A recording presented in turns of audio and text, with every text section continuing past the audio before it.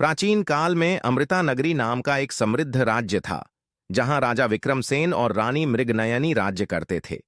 राजा न्यायप्रिय और वीर थे, जबकि रानी अपनी अद्वितीय सुंदरता और चतुराई के लिए जानी जाती थी। लेकिन इस कहानी में एक ऐसा रहस्य छुपा था जो पूरे राज्य को अंधकार में डालने वाला था। नमस्कार दर्शकों, हर हर महादेव दर्शकों, फिर एक बार आपका स्वागत है हमारे YouTube चैनल पर। इससे पहले कि आप हमारी कहानी में डूबे, हम आपको बता देना चाहते हैं कि गरुड़ पुराण में बताया गया है कि कोई कहानी हो या सीख, पूरी सुननी चाहिए, अन्यथा आप उसके अधूरे ज्ञान के पाप का कारण बनते हैं। दर्शकों, एक विक्रमसेन नाम के राजा थे जो अपनी प्रजा से बहुत प्रेम करते थे और हमेशा उनके हित में निर्णय लेते थे। लेकिन उनकी रानी मृगनयनी को उनका यह व्यवहार पसंद नहीं था, जिससे रानी का मन अक्सर एकाकी रहता था। राजा अपने राजकाज में व्यस्त रहते और रानी अकेलेपन का सामना करती। रानी अक्सर महल के बाहर बने नंदावन में भ्रमण करने जाया करती थी। नंदावन में एक साधु वरुणानंद का आश्रम था। रानी जब पहली बार वहां गई तो साधु ने उनका स्वागत किया और उनसे गहन चर्चा की। साधु की वाणी में ऐसा आकर्षण था कि रानी मंत्र मुग्ध हो गई। रानी मृगनयनी ने बहाने बनाकर साधु के आश्रम जाना शुरू कर दिया। साधु ने उन्हें ध्यान, योग और शास्त्रों का ज्ञान देना शुरू किया, परंतु यह रिश्ता धीरे धीरे शारीरिक आकर्षण में बदलने लगा। साधु की रहस्यमयी आंखें और रानी की अकेली आत्मा के बीच एक ऐसी डोर बंध गई जिसे छिपाना आसान नहीं था। रानी ने इस रिश्ते को राज रखने के लिए बहुत सावधानी बरती। वह साधु से तब मिलती जब राजा दरबार में व्यस्त होते।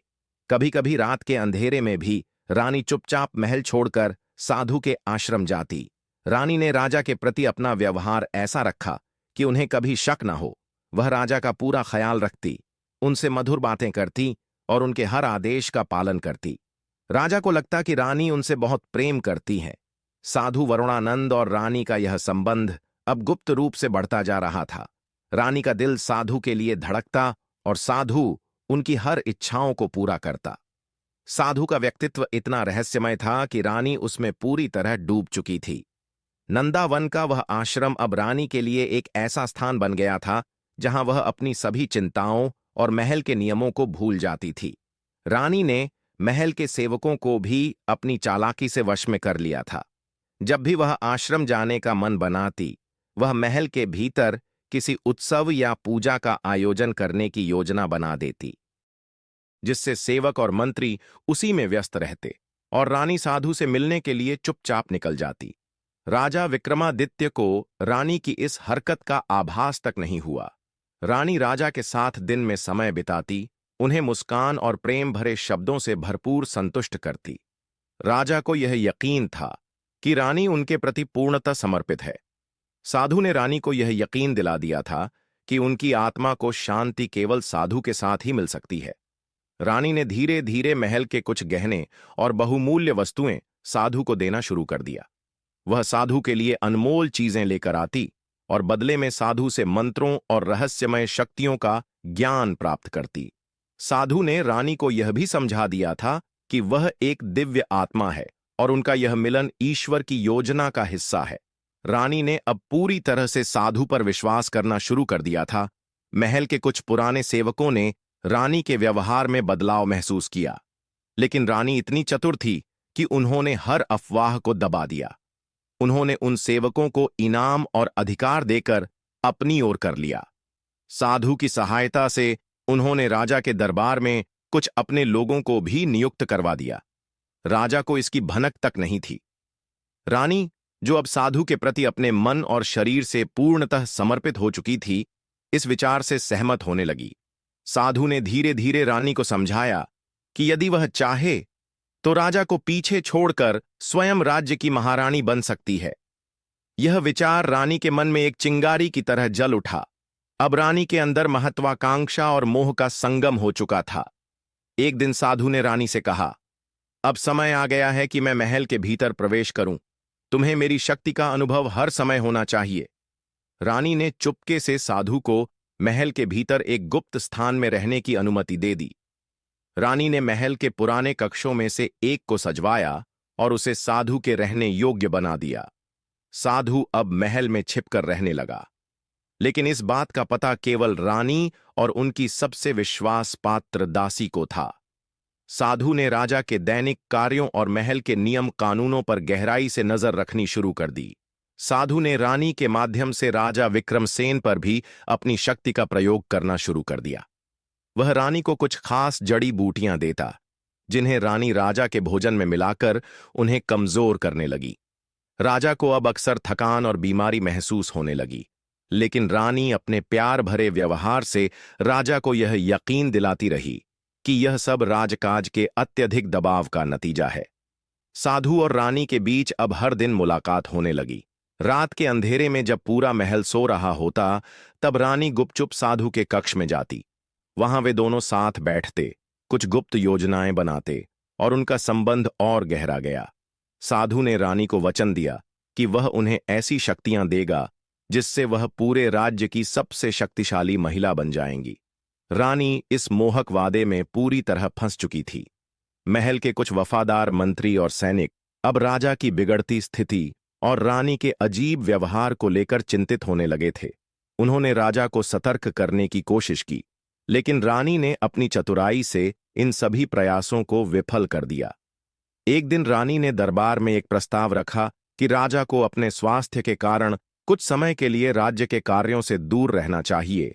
रानी स्वयं राजकाज संभालने का सुझाव देती और राजा, जो अब पूरी तरह से कमजोर हो चुके थे, इस बात से सहमत हो गए। राजा की हालत दिन बदन बिगड़ने लगी, लेकिन किसी को भी संदेह ना हो, साधु ने रानी को यह भी समझाया था कि अगर वह राजा को पूरी तरह से खत्म करना चाहती है तो उसे एक विशेष तंत्र मंत्र का पालन करना होगा, जिसमें राजा की आत्मा रानी और साधु के अधीन आ जाएगा। यह तंत्र रानी को राजकाज की पूरी शक्ति दे देगा। रानी, जो अब अपने विश्वास में पूरी तरह से साधु के साथ थी, यह तंत्र शुरू करने को तैयार थी। लेकिन राजा विक्रमसेन के बारे में अब एक और सत्य सामने आया जो सभी को चौंका देने वाला था।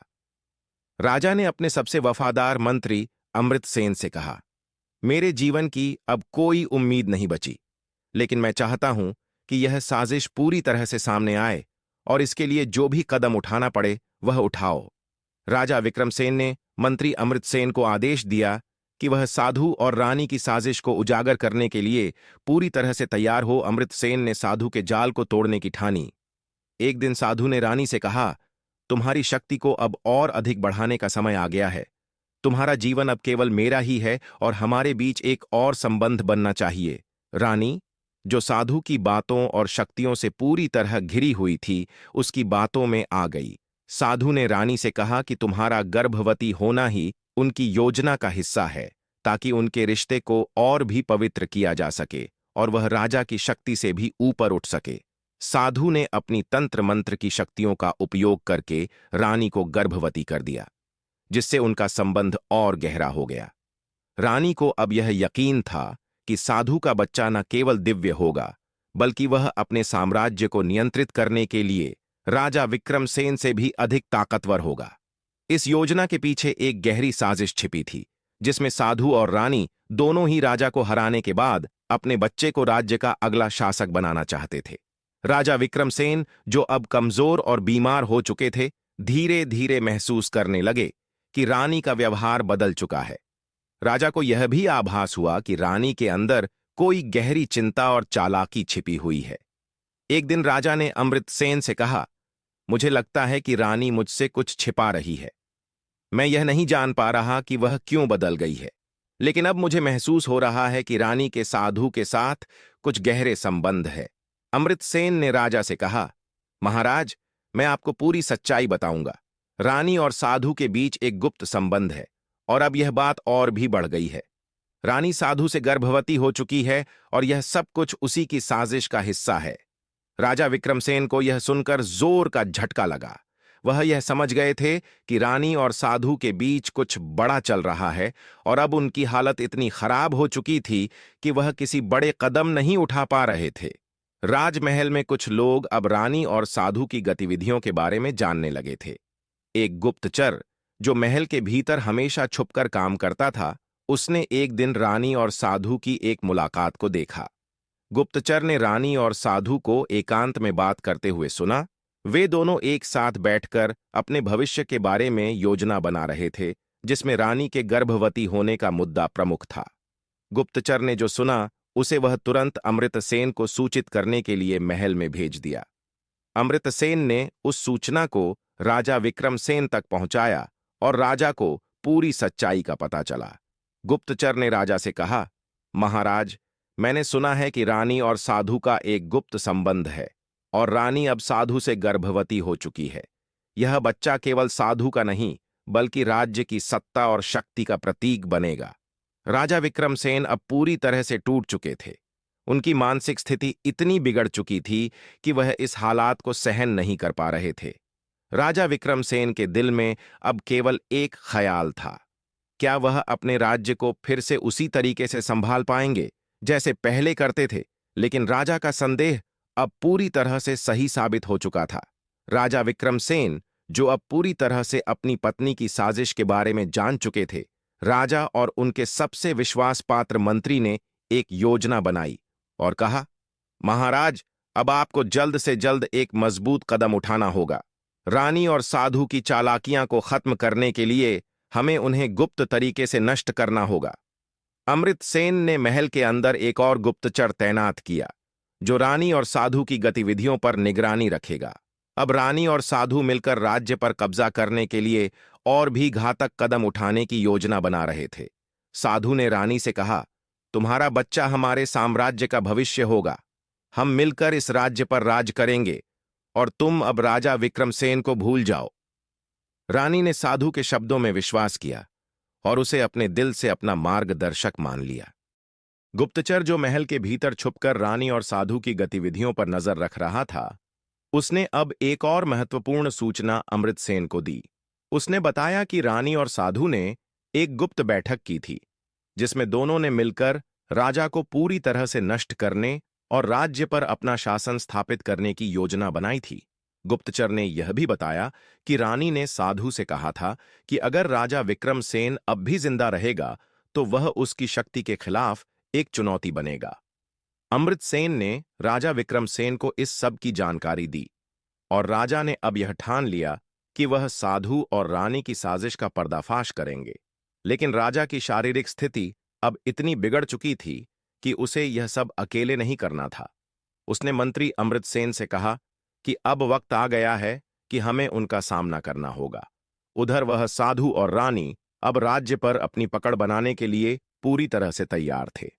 साधु ने रानी से कहा, राजा विक्रमसेन को अब कोई नहीं बचा सकता। हम दोनों मिलकर इस राज्य के अगले शासक होंगे। साधु और रानी की योजना अब इस स्तर पर पहुंच चुकी थी कि वे राजा विक्रमसेन को पूरी तरह से नष्ट करने की योजना बना चुके थे और उनका बच्चा राज्य का नया शासक बनेगा। राजा विक्रमसेन, जो अब लगभग मृत्यु के कगार पर थे, उन्होंने अपनी पूरी ताकत लगाकर एक अंतिम कदम उठाने का मन बनाया। वह जानते थे कि अगर वह इस समय कोई बड़ा कदम नहीं उठाएंगे तो उनके राज्य की स्थिति हमेशा के लिए खतरे में पड़ जाएगी। अमृतसेन ने राजा से कहा, महाराज, अगर हम इस साजिश को रोकने में सफल नहीं हुए तो यह राज्य हमारे हाथ से निकल जाएगा। राजा ने एक गहरी सांस ली और अमृतसेन से कहा, हम इस साजिश को खत्म करेंगे, चाहे इसके लिए मुझे अपनी जान भी क्यों ना देनी पड़े। राजा विक्रमसेन, जिन्हें महल और प्रजा में एक शक्तिशाली और न्यायप्रिय शासक माना जाता था, असल में इतने कमजोर और बीमार नहीं थे जितना सब सोच रहे थे। यह सब एक गहरी साजिश का हिस्सा था। असल में राजा को धोखे से बीमार बना दिया गया था ताकि वह साधु रानी मृगनयनी के साथ संबंध बना सके और रानी गर्भवती हो जाए। यह सब साधु वरुणानंद की योजना थी, जिससे वह राजा को अपने जाल में फंसा सके। साधु जानता था कि रानी को गर्भवती करने के बाद ही वह अपनी पूरी साजिश को अंतिम रूप दे सकता था। लेकिन साधु ने यह साजिश इतनी गुप्त और प्रभावशाली तरीके से रची कि राजा विक्रमसेन को भी यह समझने का कोई मौका नहीं मिला। उसने रानी को बताया था कि अगर वह राजा को कमजोर कर देगी तो वह आसानी से उसे साधु से मिलाने के लिए राजी हो जाएगा। साधु ने अपने तंत्र मंत्र का इस्तेमाल किया और राजा के शरीर में ऐसी बीमारियां घुसा दी जो पहले उसे बिल्कुल भी नहीं थी। यह बीमारी इतनी चुपचाप और धीरे धीरे फैल रही थी कि कोई भी डॉक्टर या वैद्य इसे सही से पहचान नहीं पा रहे थे। रानी, जो अब साधु के हर निर्देश का पालन कर रही थी, धीरे धीरे राजा के लिए ऐसा माहौल तैयार कर रही थी जिसमें वह कमजोर हो जाए और अपना आत्मनियंत्रण खो बैठे। रानी को गर्भवती करने के बाद साधु ने पूरी योजना को अदृश्य रूप से पूरा किया। कोई भी नहीं जानता था कि रानी और साधु के बीच यह घटना घटित हो चुकी थी, क्योंकि रानी ने इसे गहरी रहस्य की तरह रखा था। साधु ने रानी से कहा, अब तुम पूरी तरह से हमारे साथ हो। तुम्हारा बच्चा हमारी साजिश का सबसे अहम हिस्सा बनेगा। अब तुम और मैं मिलकर इस राज्य को अपने अधीन करेंगे। रानी, जो पहले ही साधु के जाल में फंसी हुई थी, अब पूरी तरह से उसकी बातों पर विश्वास करने लगी। उसने साधु को वचन दिया कि वह अपने बच्चे को राज्य की पूरी सत्ता सौंपेगी, ताकि वे दोनों इस राज्य को अपने नियंत्रण में ला सकें। कुछ दिनों बाद गुप्तचर के माध्यम से राजा विक्रमसेन ने अब पूरी सच्चाई जान ली थी। उन्होंने अमृतसेन से कहा कि यह साजिश इतनी गहरी है कि अब हमें इसे तुरंत खत्म करना होगा। मुझे अपनी शक्तियों को फिर से जागृत करना होगा। हमें इस रहस्य को उजागर करना होगा और साधु और रानी को उनके हर कदम के लिए सजा दिलवा होगी। राजा विक्रमसेन अब पूरी तरह से सच्चाई जान चुके थे और उनका संकल्प मजबूत हो गया था। वह जानते थे कि यह समय उनके लिए सबसे कठिन है, लेकिन अगर उन्होंने इस समय का सही तरीके से सामना किया तो वह न सिर्फ अपनी खोई हुई ताकत को वापस पा सकते थे, बल्कि राज्य पर साधु और रानी की साजिश का पर्दाफाश भी कर सकते थे। तब अमृतसेन ने राजा को एक सलाह दी कि हमें पहले उस साधु और रानी को विश्वास दिलाना होगा कि आप पूरी तरह से हार चुके हैं। इसके बाद जब वे अपनी पूरी शक्ति दिखा रहे होंगे, तभी हमें उनका सामना करना होगा। राजा विक्रमसेन ने मंत्री की सलाह पर अमल करना शुरू किया। उन्होंने अपने राजमहल में उन सभी प्रमुख मंत्रियों और सैन्य अधिकारियों को बुलाया जिनसे वह विश्वास रखते थे। उन्हें यह सूचना दी कि वे राजमहल की सुरक्षा बढ़ा लें और ध्यान रखें कि साधु और रानी के बीच कोई भी संदिग्ध गतिविधि न हो। राजा ने अपने दरबार में एक अफवाह फैलाना शुरू किया कि वह अब अपनी बीमारी से बुरी तरह से जूझ रहे हैं और जल्द ही उनका अंतिम समय आ सकता है। इस अफवाह ने राज्य भर में हलचल मचा दी। राजा विक्रमसेन का यह कदम काफी चतुराई से उठाया गया था। उन्होंने जानबूझकर अपनी स्थिति को कमजोर दिखाया ताकि रानी और साधु यह सोचने लगे कि उनका विजय हासिल करना आसान हो गया है। साधु और रानी अब अपने लक्ष्य के बहुत करीब महसूस करने लगे थे। रानी, जो गर्भवती होने के बाद राजा से पूरी तरह से दूर हो चुकी थी, अब अपनी पूरी ताकत साधु के साथ मिलकर राज्य पर कब्जा करने में लगा रही थी। साधु ने रानी से कहा, अब हम सब कुछ अपनी मुट्ठी में करेंगे। राजा विक्रमसेन की कमजोरी का फायदा उठाने का समय आ गया है। रानी ने साधु के साथ मिलकर राजा के खिलाफ अपनी साजिशों को और बढ़ा दिया। राजा विक्रमसेन ने अपनी पूरी शक्ति छिपाकर एक गुप्त तंत्र का सहारा लिया, जिससे वह अपनी खोई हुई ताकत धीरे धीरे फिर से प्राप्त करने लगे। यह तंत्र साधु और रानी के तंत्र से कहीं अधिक शक्तिशाली था। राजा पहले की तरह शक्तिशाली महसूस करने लगे थे। उनका शरीर पहले जैसा सशक्त हो गया था और उन्होंने खुद को फिर से एक महान योद्धा के रूप में महसूस किया। अब वह अपनी रणनीति को अंतिम रूप देने के लिए तैयार थे। राजा विक्रमसेन ने एक अंतिम सभा बुलवाई। इस सभा में पूरे राज्य के मंत्री, अधिकारी और दरबारी शामिल हुए। रानी और साधु को भी बुलाया गया, लेकिन वे दोनों यह नहीं समझ पा रहे थे कि राजा अचानक इतनी जल्दी स्वस्थ क्यों हो गए हैं। राजा ने सभा में घोषणा की, प्रिय दरबारियों, आज मैं आपको बताना चाहता हूं कि मैंने अपनी कमजोरी को धोखे से आपके सामने पेश किया। यह सब मेरी साजिश थी ताकि मैं साधु और रानी की चालाकी का पर्दाफाश कर सकूं। सभी लोग स्तब्ध रह गए। राजा ने फिर अपनी पूरी योजना का खुलासा किया। उन्होंने बताया कि साधु और रानी ने एक जटिल साजिश रची थी, जिसमें रानी को गर्भवती करना और राजा को कमजोर करना शामिल था।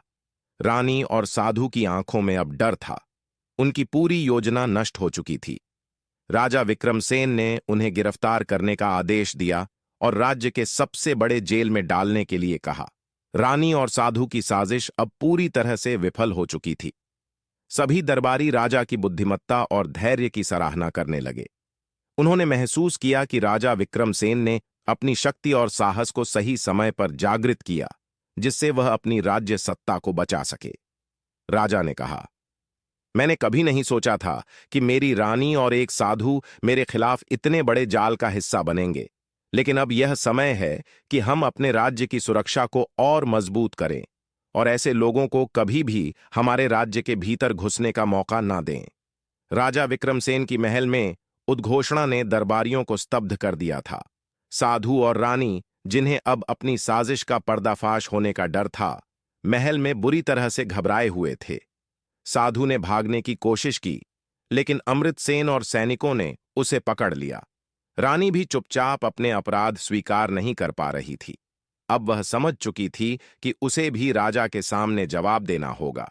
राजा ने दोनों को सामने लाकर कहा कि तुम दोनों को इसका खामियाजा भुगतना होगा। राजा ने आदेश दिया कि साधु को राज्य के बाहर के जंगल में निर्वासित कर दिया जाए, जहां वह तंत्र मंत्र के प्रयोग से अपनी शक्तियों का कोई उपयोग न कर सके। वहीं रानी को महल में बंदी बना लिया गया, लेकिन उसकी सजा और भी कड़ी थी। उसे अपने कृत्यों के लिए राजा के सामने सार्वजनिक रूप से माफी मांगनी पड़ी। रानी ने अपने कृत्य पर गहरी शर्मिंदगी महसूस की। वह राजा के सामने आई और कहा, महाराज, मैंने आपकी उपेक्षा की और साधु के जाल में फंसकर राज्य के खिलाफ साजिश रच डाली। मैं अब समझ चुकी हूं कि यह मेरी सबसे बड़ी भूल थी। कृपया मुझे मेरी गलती का प्रायश्चित करने का अवसर दें। राजा विक्रमसेन, जो अब पहले से कहीं ज्यादा समझदार और धैर्यवान हो चुके थे, उन्होंने रानी को क्षमा करने का निर्णय लिया। हालांकि रानी की सजा यह थी कि उसे पूरी तरह से तंत्र मंत्र से दूर रखा जाएगा और उसे राज्य की महिलाओं को शिक्षा देने का काम सौंपा जाएगा, ताकि वह अपनी गलतियों से सीखे और राज्य की भलाई में योगदान कर सके। राजा ने कहा, तुमसे बड़ी भूल हुई है, लेकिन अब तो तुम्हारे पास एक अवसर है अपनी स्थिति को सुधारने का। मैं तुमसे उम्मीद करता हूं कि तुम इस राज्य की महिलाओं के लिए कुछ अच्छा करोगी। साधु वरुणानंद को निष्कासित कर दिया गया था।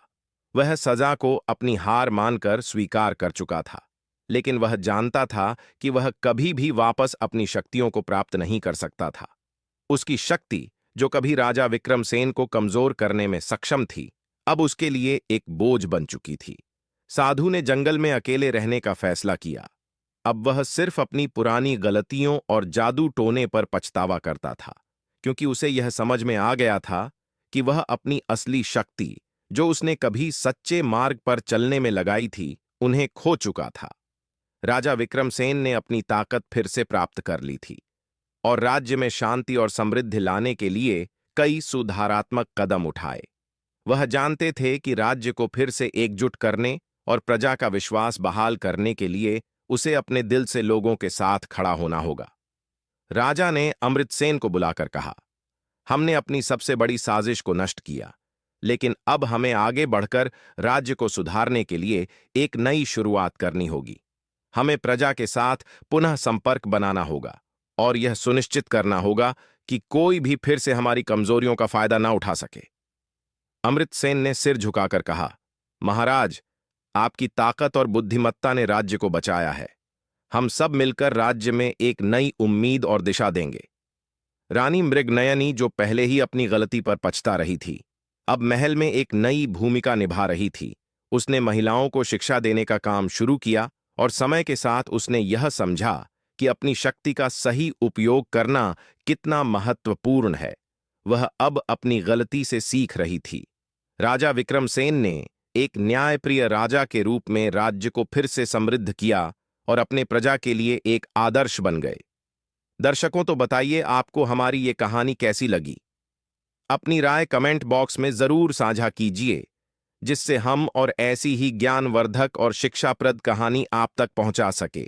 आपकी राय हमारे लिए बहुत अनमोल है। अगर आपको हमारी ये वीडियो पसंद आई हो तो वीडियो को लाइक करें और चैनल को सब्सक्राइब करें। फिर मिलते हैं एक नई कहानी के साथ।